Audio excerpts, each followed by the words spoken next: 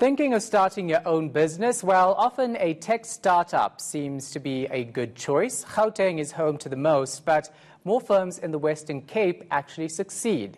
Alex Nelson, CEO of research company Curio, joins us from our Cape Town studio. Thanks for your time, Alex. Appreciate it. So, tech startups are more successful in the Western Cape over the economic hub Gauteng. How so? So, Shahan, traditionally, tech startups are based in the Western Cape, and there's a more mature ecosystem there. What we are seeing is that there is quite a bit of catch-up happening in Gauteng in the last, I'd say, year to two. So it's more of a tradition type thing that technology startups sprout up in the Western Cape, and it's just a bit more of a maturity is the reason. But overall, there are still more successful startups in Gauteng. Just explain the difference in how that works. Well, I think what's happening in Gauteng is you're starting to get larger numbers coming through in Gauteng compared to the Western Cape. But when you actually compare the two, in Cape Town, or the Western Cape, you still have a slight edge in terms of success rates. And as I said, because traditionally that's where it's been sprouting up and the ecosystem is more mature. So Cape Town actually does have a slight edge on Gauteng in that regard. Tell us why that's the case. How do some succeed better in different provinces? I mean, what's the basis for that? So it's really, it's a more mature market. So startups have been starting up and failing and finding success.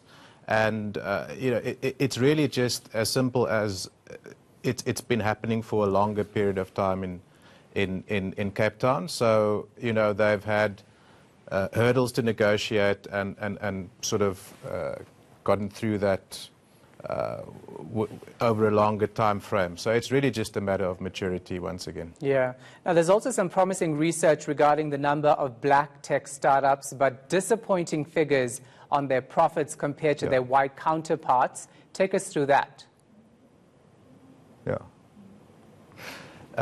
So a year ago, the numbers for black tech startups were roughly, in terms of reaching 1 year of trading, only 10%, and very negligible reaching 2 years worth of trading, something like 2%.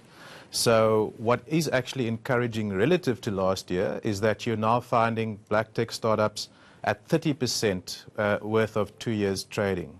So it's really just the fact that technology wasn't necessarily something that was open to black entrepreneurs. Technology wasn't as pervasive before. So it's now that it's pervasive and everybody's got handheld cell phones, smartphones, everybody's on social media, everybody purchases things online. Well, everybody that's connected to the internet at least does that or knows someone that does that. So you're starting to find black people with an entrepreneurial mindset are saying, well, I've got this problem or I've got this ambition, let's see how I can address it with technology as a solution. Yeah, and I saw your research shows that just 7% of black tech startups turn a profit versus 15% of their white counterparts. Let's move on to this, though. Tell us exactly the sectors that we're seeing more and more startups in, and how easy is it to get into this? Yeah. So the sectors that are dominating, if you want to put it that way, is software as a service, fintech and insurtech, and then as well as ad, media, and marketing. Those are the three largely dominant ones. And I think with the surge of entrepreneurship happening in Gauteng, you're finding the fintech link and the fintech sector growing.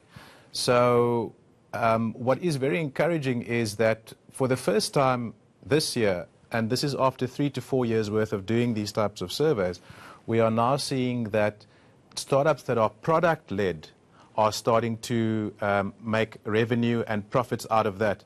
previously we had a strong bias towards services-based companies. So services-based startups are quite easy to start because, but what you're doing there is you are actually selling labor, okay? And so while they're easy to start and easy to start earning money, it's very difficult to scale once you start reaching success. The great thing about this concept of product-led startups that are starting to make money is that although it's capital intensive to get off the ground, once it's off the ground and you've got traction, the scaling happens that much easier and one can look to other markets to go and earn revenue. So that's probably the most exciting thing, and with that shift moving from services to product, I'm quite confident that potentially in the next year or two one will start seeing better profits, because what you were having to do in the past is balance this concept of services and labor billing, whereas now you've got a platform, people are subscribing to it in the fintech space, in the software as a service space, and in the ad marketing space, and that's the most significant and exciting finding out of the research for me.